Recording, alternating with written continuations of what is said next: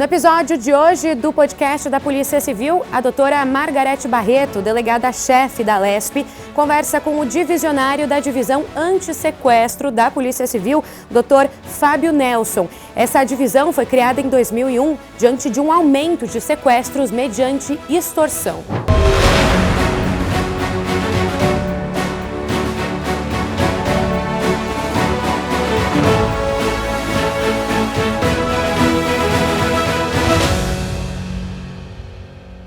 Fábio Nelson, eu estou muito feliz que você está aqui com a gente hoje no podcast da Polícia Civil da Assembleia Legislativa.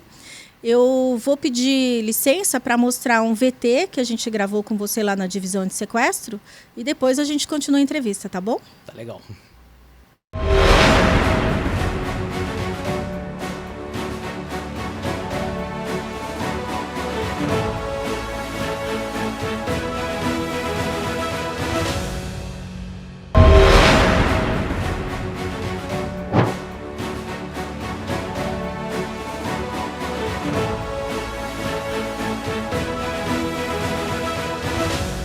A divisão de sequestro é uma divisão que foi criada em 2001, né, para atender, na ocasião, um pool, né, uma explosão de crimes de extorsão mediante sequestro que ocorreram. Né? Então, a extorsão mediante sequestro que nós tínhamos à época eram casos que nós chamamos de clássicos. Casos com 20, 30 dias, no qual as pessoas são levadas para um cativeiro e daí a família dessas pessoas recebe uma ligação exigindo um valor como preço do resgate, né? R$500 mil, R$1 milhão. Então, esse era o modelo que nós tínhamos em 2001 e aí foi criada a divisão de sequestro, na ocasião com 10 delegados supervisores de equipes, mais 2 delegados titulares, mais um delegado divisionário, que hoje é o nome da divisão de sequestro, Dr. Wagner Judice, e delegados assistentes, enfim, era um time bastante importante à época. Esse tipo criminal diminuiu muito, né? Aí acontecem os avanços tecnológicos e com os avanços tecnológicos o fenômeno criminal muda um pouquinho também, né? Então, antigamente a gente tinha crimes que eram praticados através de telefones públicos, depois de telefones celulares e mais recentemente dispositivos eletrônicos com a utilização de WhatsApp, aplicativos de relacionamento, e daí a gente tem, e o Pix também, né? E daí a gente tem um fenômeno que a imprensa tem chamado de golpe do amor, que são sequestros nos quais a maior parte homens acham que vão se encontrar com mulheres e quando chegam no local do suposto encontro, são sequestrados, levados a um cativeiro, e lá esses sequestradores fazem movimentações financeiras nos dispositivos eletrônicos dessas vítimas e eventualmente ligam ou expedem mensagens para a família exigindo também um preço como condição do resgate. Então esse é um novo modelo que a gente tem.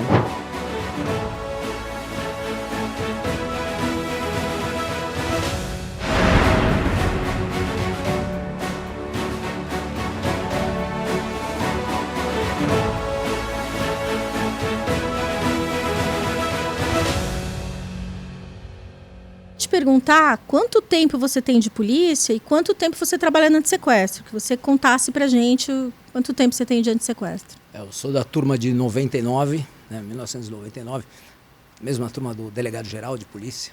Nossa, que legal. Meu amigo, eu tenho muito orgulho que ele é o nosso delegado-geral. É verdade, ele é gente boa mesmo. Então eu tenho 24 anos de delegado de polícia, e estou na divisão de sequestro há 22 anos. Né? Nossa, uma vida, né, Fábio? Assim... Deve ter muita coisa interessante para você contar aqui.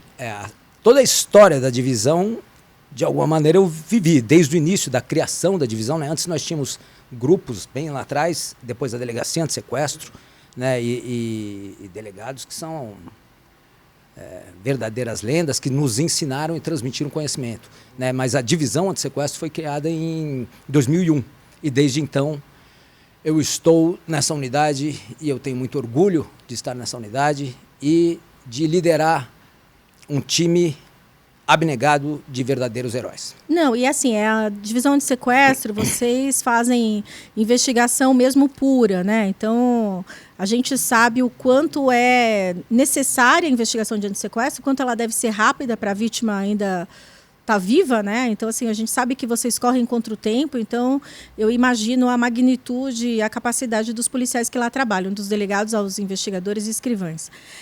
Eu queria saber de você, qual foi o caso assim mais desafiador da sua carreira, já que você tem tanto tempo de sequestro, qual que foi o caso mais desafiador?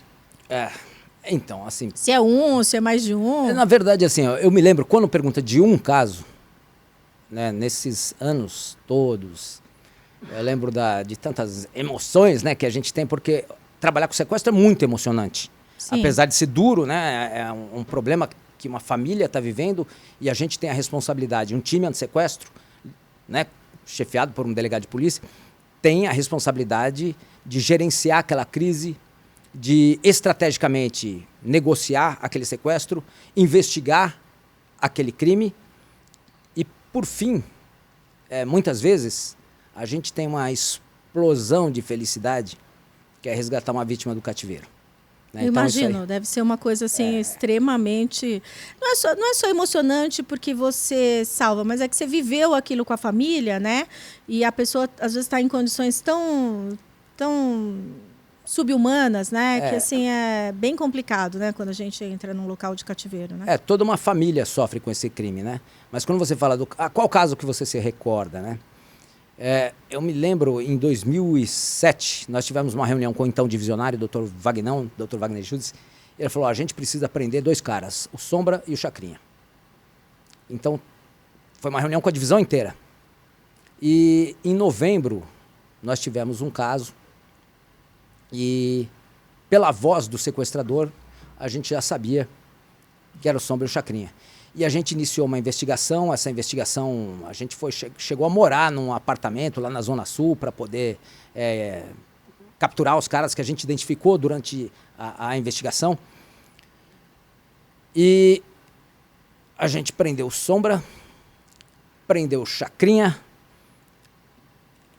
e libertamos a vítima. E eu estava com a imagem dela no meu colete. Então, quando a gente entrou no colete, no cativeiro, ela perguntou, mas quem vocês são? Eu falei, nós somos você, cara, a gente veio aqui atrás de você. E foi bem no dia do meu aniversário. Jura? Que coisa linda. Então, isso aí eu não esqueço nunca mais, porque era um desafio muito grande, eram caras que eram necessários que fossem presos.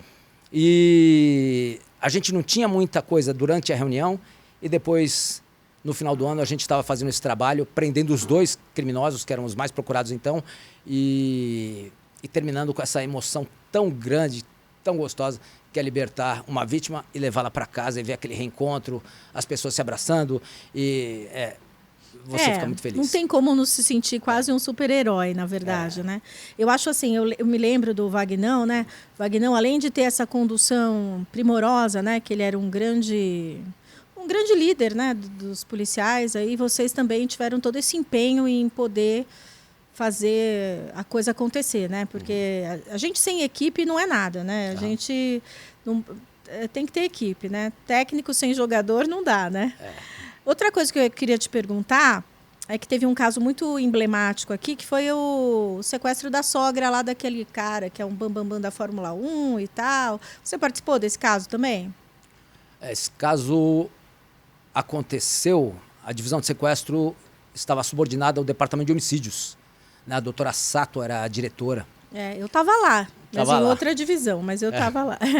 E, enfim, foi um caso que ganhou uma repercussão internacional, porque um repórter acabou divulgando o que não é interessante fazer, porque é arriscado para a vítima que está em cativeiro. Sim. Mas ele acabou divulgando durante o sequestro. Então, houve uma cobrança na comunidade internacional, né? E, enfim, o pessoal que trabalha com sequestro, né? Tem proceder, né? Tem proceder, né? Os caras têm que estar acostumados com essas dificuldades, né? Enfim, então, nós trabalhamos nesse caso. Houve uma extorsão internacional através de um e-mail, né? Então o sequestro foi aqui no Brasil, da sogra do Bernie Eccleston, a dona Aparecida, uma senhora muito bacana. E a extorsão se deu, se eu não me engano, na Inglaterra. A família veio para o Brasil e em 8 dias nós identificamos os autores, ficamos de campana na porta de um deles que estava com a perna quebrada. E daí ele desceu pulando assim, a gente falou, é agora. E daí a gente pegou esse sequestrador e a hora que a gente se apresentou, a divisão de sequestro, ele falou, é ali.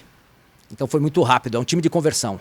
Então o time, que era um time de campana, uma equipe que estava de campana, se converteu num time tático e nós fizemos a invasão do cativeiro e libertamos a dona Aparecida. Uau. E foi uma resposta para o mundo, foi um caso emblemático. Foi muito legal. Eu sei, isso repercutiu no mundo inteiro. Eu acho interessante esse perfil do policial do antissequestro, que ele vai para o tudo ou nada, né? Então, assim, no mesmo momento que ele foi só para fazer uma campana, ele acaba tendo que estourar o cativeiro, né? Que é um momento bem operacional, né? Então, assim, os policiais são bastante operacionais, né? É uma atividade bem complexa, porque ela envolve o gerenciamento da crise, né? Para você alinhar tudo, que a família está desesperada. Sim. Uma investigação bem minuciosa, primorosa, com solicitações de cautelares, interceptações, enfim. Né, com um trabalho de polícia judiciária também bem dedicado. Bem qualificado. E, finalmente, uma operação tática para libertar uma pessoa. Ou seja, né, com toda aquela emoção de devolver um ente querido num momento tão difícil para uma família. Então, assim, recentemente o delegado-geral, todo policial deveria trabalhar com o caso de sequestro. Sim. Eu trabalho há 22 anos. É uma dádiva. É verdade, eu acho que é um presente. Um presente, é uma missão, né? Porque você é um abnegado e você é uma pessoa super simples. Eu sei que você fez casos bem complexos e você sempre manteve essa postura com os colegas, né? Sempre foi uma pessoa super acessível para todos nós. Então, assim, você é um ícone para nós da polícia, sabe? Você é uma pessoa que honra essa Polícia Civil. Por isso que eu trouxe você aqui. Obrigado. Uma outra coisa que eu queria te perguntar é que esses casos, assim, o que você tirou de aprendizado, né? Tem gente próxima que acaba dando dica do sequestro. O que faz uma pessoa... Ela ostenta demais? Desse tempo todo que você está trabalhando, o que você acha que faz uma pessoa querer sequestrar outra e faz esse planejamento todo? O que a gente observa, assim, eventualmente, a vítima contribui com essas publicações em rede social, né? Mas a gente não pode vitimizá-la novamente, né? É um conselho. Não, né? Eu sei, mas aqui a gente está falando... Assim, o podcast ele tem o intuito de instruir as pessoas, sabe? Eu acho que a gente deve evitar algumas exposições em rede social. Eu acho que vale você falar, claro, nós não vamos vitimizar quem ficou no cativeiro, mas se a gente puder falar dicas de prevenção, eu acho que é legal você falar. Então, assim... alguns casos que nós temos, vítimas que revelaram em redes sociais condições econômicas muito favoráveis. O cara tem um Camaro amarelo, foi sequestrado por isso. Vendeu um imóvel, publicou, vendi por 5 milhões, foi sequestrado por isso. Então, assim, tem certas situações que elas podem ser evitadas, né? Elas podem ser evitadas. Mais recentemente, nós vimos aqui no vídeo de introdução, a gente tem o golpe do amor. Né? Então, hoje, a gente tem esse modelo de sequestro. Né? As pessoas acham que vão se encontrar para ter um encontro afetivo, para ter algum relacionamento, e acabam sendo sequestradas. Então, hoje o que a gente aconselha é para que essas pessoas... Marquem pelo menos um lugar público, né? Marquem num local público, shopping centers, restaurantes... façam uma videochamada para comparar, né, aquele perfil que é atraente para aquela vítima com, de fato, quem está falando. Se não quiser fazer uma videochamada, talvez não seja a pessoa da fotografia. Né? Certo. Então, são orientações que a gente tem dado e que minimizam, né, esses tipos de crimes. Não, eu ouvi falar, assim, que tem... Assim, a gente até conversando informalmente, o cara, uma moça super bonita...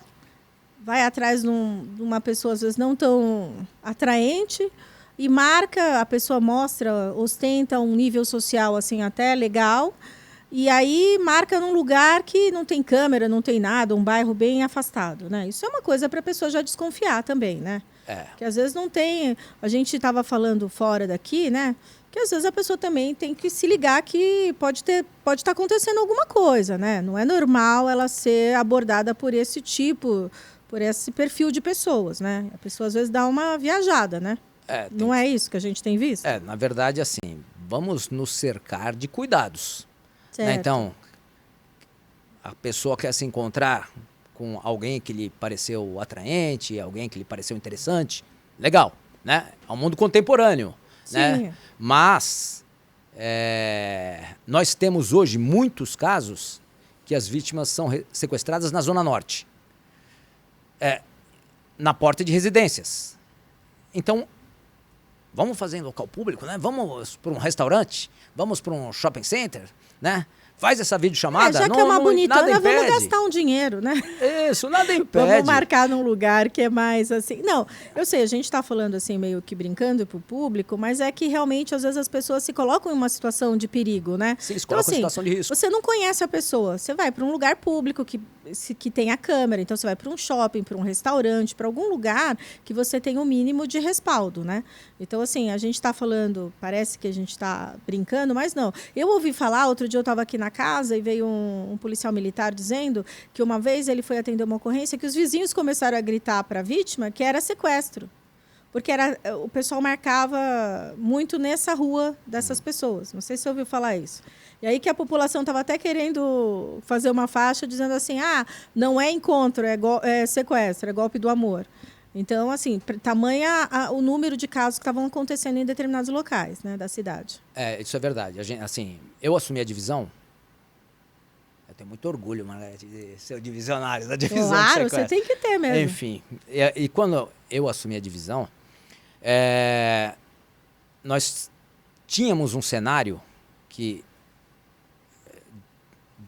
crescimento desses casos, né? Então, a gente teve o ano passado 115 casos. Nossa. Então, registrado, assim, porque tem gente que não fala, sim, né? Assim, tem sequestro. Ocultas, né? Isso que foram comunicados à divisão de sequestro. Certo. Né? Houve um trabalho muito importante em 2022, 303 prisões, desses 115, 104 casos foram esclarecidos, quer dizer, começa uma atividade de combate do fenômeno, que é um fenômeno novo, sim, em 2022. Né? Uma repressão qualificada. Isso, que o divisionário é o meu chefe, meu diretor, o Dr. Paulo Pius. Aí, um grande amigo também. Sim, ele é gente boa. Quando eu assumo, assim, algumas estratégias nós adotamos e agora a gente já tem uma diminuição de 60% dos casos. Nossa, né? Então, bastante. com esse trabalho de 2022, mais o trabalho de 2023, nós temos 129 presos. Acabei de ser informado que a segunda delegacia da doutora Nayara prendeu mais um. Então, assim, a gente tem 129 presos, mas a quantidade de presos, ela não é tão importante para mim. Para mim, o mais importante é a qualidade desse preso. Né? Então, se é um cara que é uma liderança, é essa a ideia. Sequestrador porque a gente, contumaz, né? A Se é o gente cara que está envolvido em vários. desarticula a organização criminosa. E desarticulando a organização criminosa, a gente tem uma diminuição importante, que é o que está acontecendo agora. Né? Então, a gente tem uma diminuição muito grande desses crimes. Tá. Eu queria que você falasse um pouco, a gente fala um pouco daquela síndrome de Estocolmo, né? Você já pegou alguém com a síndrome? Síndrome de Estocolmo. Para quem não sabe, quando a vítima de sequestro acaba tendo uma certa afeição, né, pelo criminoso, pelo sequestrador. É compreensível. É só a gente imaginar. Uma pessoa está 20 dias confinada num local com outra.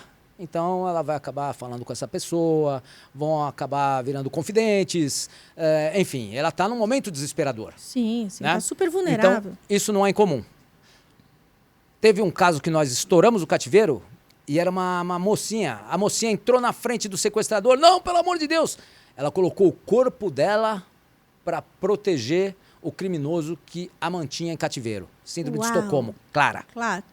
O clássico. O clássico. Então, assim, não é incomum pela situação que eles vivem. São confidentes. E, às vezes, até o sequestrador, né, acaba tendo uma afeição pela vítima também, porque ele está confinado ali e talvez esteja desesperado também. Será que o sequestro vai chegar? Será que a rota vai chegar? Enfim, né? Então ele também tem aquele desespero e acaba falando algumas questões íntimas com a vítima. É um fenômeno que ocorre, né? Sim. Não, a gente ouve muito falar isso na literatura, a gente ouve muito, mas eu queria que você contasse mesmo um caso real, por isso que eu queria te perguntar. Eu queria que você falasse um pouco desse perfil do sequestrador, né? Que a gente tinha um perfil de um sequestrador em 2001, né? Quando começou a divisão e quando começou os casos de sequestro. E hoje o perfil é outro, né? Hoje mudou bastante o perfil do sequestrador. Eu acho que ao longo dos anos, a gente vê perfis diferentes de sequestradores e de vítimas. Se a gente for verificar 2001, antes de 2000, a gente tinha grandes celebridades, milionários, sendo sequestrados. E o sequestrador, ele também tinha um perfil, né? Que nós, policiais, chamamos de ladrão, né? O ladrão de banco, né? Ele estava mais associado a esse tipo de crime, né? Um cara talvez um pouco mais velho, planejava o crime de alguma forma. Mesmo no mundo do crime, é um cara mais preparado, né? Na verdade. Isso, ele tinha um planejamento, né, do que ele estava fazendo. Então, a gente tem esse perfil ali até 2010, mais ou menos. Aí a gente tem um outro perfil, as vítimas que estavam crescendo economicamente na periferia. Então, o cara tem um supermercado, um mercadinho na periferia, coisa e tal. Essas vítimas começam a ser sequestradas. Então, na periferia... classe média baixa, emergente. Isso, exatamente. A palavra emergente acho que é interessante. É um emergente da periferia. Então, esse perfil de vítima a gente começa a ter. E um sequestrador também associado a crimes patrimoniais, né? Que o sequestro é um crime que o cara vai procurar dinheiro. Sim. Né? Homens de 30 anos, os sequestradores. E mais recentemente, a gente tem um perfil bem delineado de vítimas, porque a gente está falando do golpe do amor. Né? Então, hoje a massa dos casos são de homens de 25 a 60 anos que procuram por um relacionamento afetivo. Os namoradores. E assim, a maior parte, homens em busca de mulheres. Né? Então, se a gente fosse traçar um perfil, são seria heterossexuais. esse. Exatamente. Um perfil seria esse. E o sequestrador, por sua vez, as lideranças, elas podem ser de homens de 30 anos aproximadamente. E temos um núcleo de sequestradores, os que vão para o arrebatamento, mais jovens, às vezes menores, violentos, impetuosos, né? Que são usados por essas lideranças para, de fato, sequestrarem aquela vítima. E um mesmo perfil daqueles que mantêm aquela vítima em cativeiro, né? A gente tem alguns núcleos, né, que cometem esse crime. Quer dizer, quem pratica é um pouco mais jovem, mais agressivo, e o planejamento é feito por uma pessoa mais experiente, é isso? É um pouco mais experiente. Tá. E essas mulheres, elas são reais ou eles usam fotos, assim? Porque às vezes pegam de mulheres reais e às vezes são fotos... tipo, dar um talento na foto para ficar melhor? Como é que é? Conta para nós isso aí. Assim, a maior parte dos casos que nós temos são perfis falsos, né? Então, o que a gente tem? A gente tem fotografia de mulheres reais, mas que são vítimas. São vítimas. A imagem dela é utilizada. Exatamente, a imagem dela é utilizada para atrair as vítimas de sequestro, né? Esse perfil que eu te falei. Né? Então, na maior parte dos casos, são vítimas. Muito eventualmente, a gente teve um trabalho recente da primeira delegacia, do doutor Eduardo Bernardo Pereira. Edu. Edu. Gente boa esse Edu, hein? Excelente delegado. Nós tivemos um trabalho ali da primeira delegacia, na qual o que nós chamamos de isca, a mulher que promoveu o encontro, ela, de fato, se encontrava com a vítima. Então, o perfil era com a fotografia dela, com dados falsos, mas com a fotografia dela mesma. Ela se encontrava e depois entregava para os sequestradores, né? Então, ela promovia alguma ação ali para que... mulheres no crime. Exatamente. Então, mas isso é muito raro. O modelo normal é o perfil com fotografias de outras pessoas. Tá. A gente está quase acabando o nosso podcast. Eu queria te falar uma coisa, que para mim assim, é um imenso prazer ter você aqui. A TV Alesp está de portas abertas. O nosso podcast é da Polícia Civil, não é de uma pessoa, ele não tem dono, né? Ele está aqui para quando você precisar. Os outros colegas anti-sequestro também eu vou convidar para comparecer aqui, dar suas informações. E eu queria deixar com você um brinde aqui da divisão, né? Que é um planner, que como você disse, sem planejamento a gente não chega em lugar nenhum, né? E como eu tenho certeza que você é uma pessoa que tem muito futuro na polícia, você é uma pessoa que dedicou a sua vida ao benefício da população, eu sei o quanto você arriscou sua vida para liberar pessoas do cativeiro. Eu quero desejar para você uma excelente carreira, gestão no antissequestro e que você conte conosco aqui. Que o que a gente puder levar de recursos para a divisão de sequestro, que a gente sabe que é super importante, a gente vai fazer. Tá bom? Muito obrigado, doutora Margarete. Eu me lembro de uma palestra que eu assisti sua, que eu fiquei emocionado, assim, a devoção, a entrega na hora da palestra, eu achei muito legal. Um tema que você é profundamente conhecedora. Eu só posso agradecer meus chefes,